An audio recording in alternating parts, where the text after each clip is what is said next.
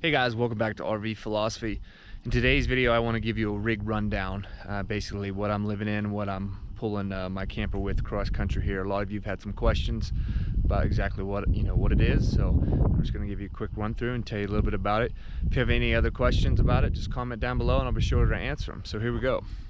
For my truck, I have a 2001 Cummins turbo diesel Dodge 2500 extended cab. It does really well. The reason I went with this particular engine and not something a little newer is I have the ability to run biodiesel in this engine, vegetable oil, or mix in a certain percentage of that, and I have done that on some trips, and I would like to convert it completely over to run on vegetable oil eventually, so I'm running for free essentially. It pulls my camper in the background that you can see there, and I get about 14 to 15 miles per gallon if it's nice and flat. Through the hills I get around 12 miles a gallon, 12 to 13 depending on what it's like, and that's definitely a lot better than a gas engine for sure. The only recommendation I have if you're gonna go diesel, I would go even older than this with the 12 valve version of this engine, because this engine has electronics and I had some issues with that, whereas the older version's all mechanical and you're not going to have any problems. As far as the camper itself, it is a 2009 KYZ toy hauler made by MXT. 22-foot living space, 25 feet long overall if I include the tongue. It has a 8,800 pound GVW and it's about 4,500 pounds empty. So coupled behind the diesel truck, I can't really tell it's there. It pulls really well. You can see the solar panels when I walked up. Here's my battery bank I have in the side compartment here. I made a complete video detailing that and how that works if you want to check that out. And I'm currently staying in Abiquiu, New Mexico, at the Ghost Ranch. Made famous by a lot of people, in part by the painter Georgia O'Keeffe, if I'm pronouncing that correctly. I definitely recommend, if you're in New Mexico, to check this place out. So let's go inside the camper and I'll give you a quick rundown of the living quarters and how it works. The reason I bought this in particular, one, it was a toy hauler and it just had a nice open floor plan. That's what I like the most. Some of them you just have trouble walking through. In the front here, I built this desk essentially just out of a piece of plywood.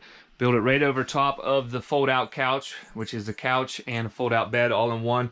I needed extra workspace for running my YouTube channels. I run multiple laptops, and unfortunately this little desk here on the left just wasn't enough, so I took a 4x8 sheet, built my own desk right over top of that, deleted the couch, and it works great because I still have a backup couch. So that's the front of the camper itself.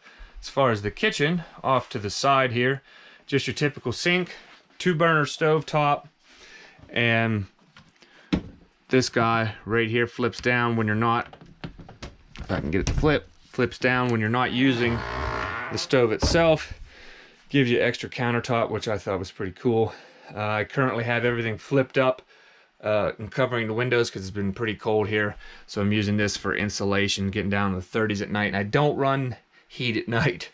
I just button everything down and I hop in the bed with multiple covers and a stocking cap. I can't sleep to the heater kicking off and on. It's very loud, but I've grown accustomed to that. Moreover, it's cheaper to not sleep without any heat. I do have a microwave, and it doubles as a convection oven and microwave all in one. It's pretty cool. I have cooked pizza in that as well. I have your typical fridge right here, just your no cold that you see in all the different RVs and campers. Works great, runs on propane or electric. And I do have a small bathroom in the back here that I have never used. It's simply my storage, as you can see. It has a small shower back there and a toilet on the bottom. I've never used it because I have a problem with moisture, mold in here before. So I don't want to be showering, creating extra moisture, along with, I don't like the idea of hauling around your own excrement with you constantly. So I have a solution for that. And the back here, you see, that's my 4-foot wide door that flips down to the outside. I'll take you around outside shortly here and show you that. And that allows you to pull four-wheelers, motorcycles in here, whatever you want to haul. The bed flips up and to the left over the window, and you attach everything on these little hooks right here that are found throughout it. This RV camper, this camper doesn't have any carpeting, which is another thing I really liked. Something a little bit older, the carpeting stinks. Here's your couch right here on the left that also flips in the bed. I believe you can sleep 6 in here if you flip out all the beds. And that's it. That's the rundown of my camper. It's small, simple, and it works great. AC on the roof that I never use either. So let's go around the back and I'll show you the door. All right, here's the back of my toy hauler. And to open the door, you just flip these little latches here and one here, and then this door just slides down nice and neat.